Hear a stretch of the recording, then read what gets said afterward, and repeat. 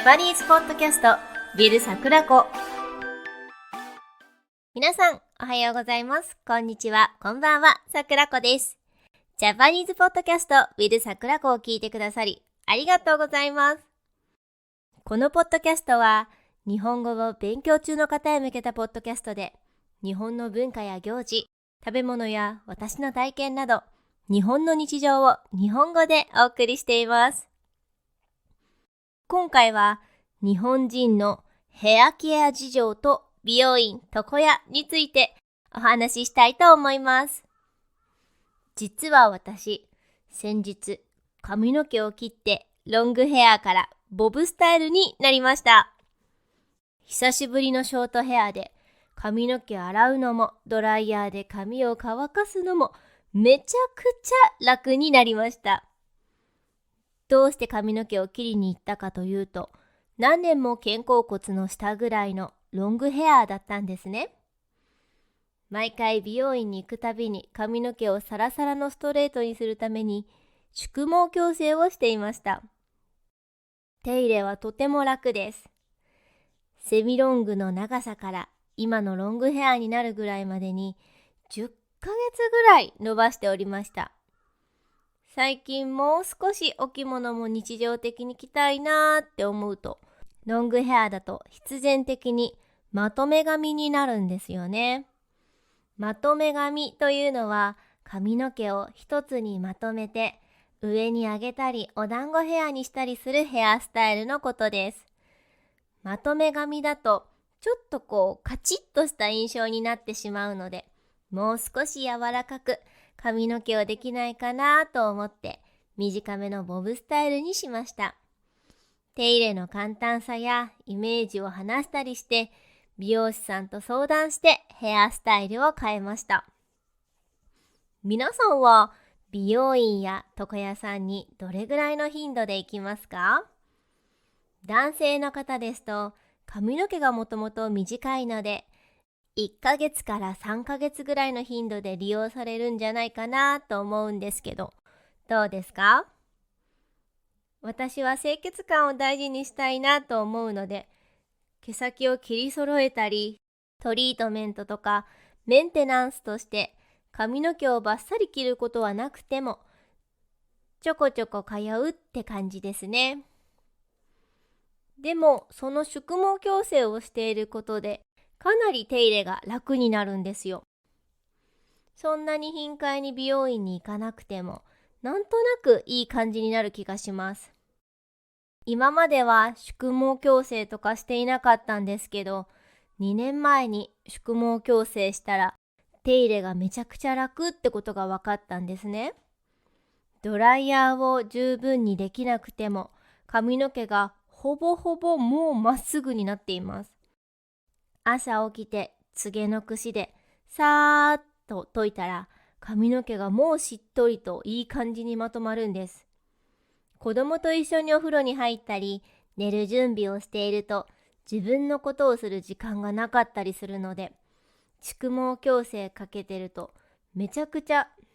髪の手入れがなくて楽だなぁと体験して宿毛矯正を毎回しています。もともと私は髪の毛を洗ったり乾かしたりするのが嫌いなんですよね。めんどくさくて。髪の毛を短くすれば乾かすのも楽になるってのは分かってるんです。でもある程度の長さがないと、私は髪の毛の量も多いし毛自体が太いからボワッと広がるから朝のスタイリングが大変になるんです。子供の頃から行ってる美容師さんにも言われたことがあって、ここ最近は伸ばし続けていました。では、私は子供の頃から髪が長かったのかっていうと、そういうわけではないんです。もともとちょっと肌が弱くてアトピー気質だったということもあって、首の後ろとかにヘアバンドとかするとゴムが擦れて肌荒れを起こしてしまったんですね。そういう理由もあって、私の記憶が正しければ小学校2年生ぐらいからはずっと割とショートヘアでした。中学生の頃はバレーボールの部活動もしてたし、高校生になる15歳ぐらいまではショートヘアでした。その後、高校生になって髪の毛を伸ばし始めたっていう形ですね。髪型の変化が結構好きだったので、ロングヘアにしたり、ショートヘアにしたり、みたいな感じで、パッとヘアスタイルが切り替わるようなギャップを楽しんでいました。大学生になってからは、もうずっとロングです。少し癖やうねりもあったので、髪の毛を巻いたり、結んだりしてヘアアレンジを楽しんでいました。短く切ってもセミロングぐらいかな？成人式で振り袖という着物を着たので、成人式まではロングで伸ばして、成人式が終わったらバッサリボブヘアに切りました。それ以降は徐々にまたロングヘアになりました。日本の女性のヘアスタイル事情っていうのは、私の中では二極化していて、めちゃくちゃ気にする人は髪の毛を切ったり、カラーリングすることを1ヶ月の頻度でしています。でも気にしない人は本当に1年以上髪を切らないという人も意外といます。意外に思うかもしれませんが、結構いるんですよね。そして行きつけの美容院にずっと通い続けるタイプの人もいれば、クーポンサイトとかを利用して初めて行く美容院だと割引が多いので、リーズナブルに美容院を利用する人もいます。私は行きつけの同じ美容院にずっと行くタイプです。小学校1年生の頃から通っていた美容院の担当の美容師さんが、県外の地元に帰られるとのことで美容院を変えました。担当さんが帰省されてからの2年ぐらいは、その美容院のオーナーさんに切ってもらったりしていました。いっそのこと美容院ごと変えてみようと思って、クーポンサイトで見つけた美容院に2年くらい通っています。自分が行きたい時に予約が取れるかも大事ですよね。2番目にサイトで見つけたところは、一人の美容師さんがやってる美容院でした。美容師さんも本当にいい人で通いたかったんですけど、人気が出てくるとどんどん予約が取れなくなったんですね。なかなか予約が取れないのは困るので、今は3番目の別の美容院に通っています。基本は指名なしでやってもらっています。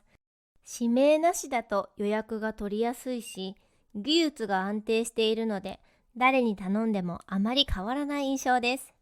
先日もその美容院でヘアカットと宿毛矯正、ヘアトリートメントをしてもらってきました。髪の毛もきれいにサラサラになってとっても気分がいいです。久しぶりに前髪を作ったので、跳ねやすくて朝のスタイリングがちょっと大変です。でも大満足です。日本には美容院とは別に床屋というものがあります。床屋は理容室とも言います。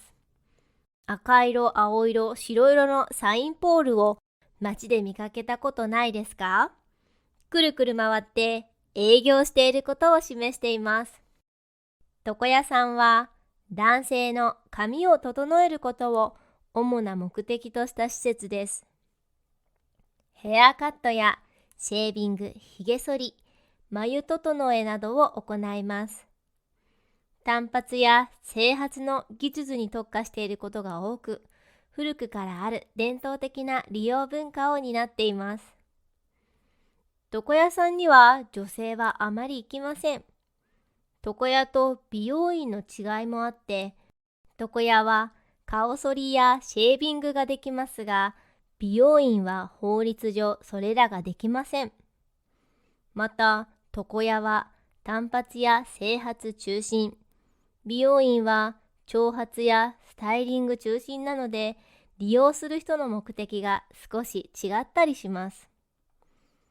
お店の雰囲気も違いますね。最近は男女両方対応の店も増えていますが、床屋は男性向け、美容院は女性向けの傾向があります。私も床屋さんは行ったことがありません。父と弟が行くのについて行ったことはありますが、自分は利用していません。男性は眉毛の整えや髭を剃ったりするので、身だしなみには床屋は欠かせないと根強い利用者もいます。年齢層的には年配の方が多い印象です。若い男性はおしゃれなパーマやヘアカラーをしたい人も多いので、美容院を利用する人の方が多いと思います。床屋は年配の方が利用するものという印象も強いですが、昔ながらに床屋を営んでいる人は地域に根ざしていて、温かい人が多いんですよね。弟もガムやみかんをもらっていたので、人々に愛されて床屋さんが残っているんだなぁと思いました。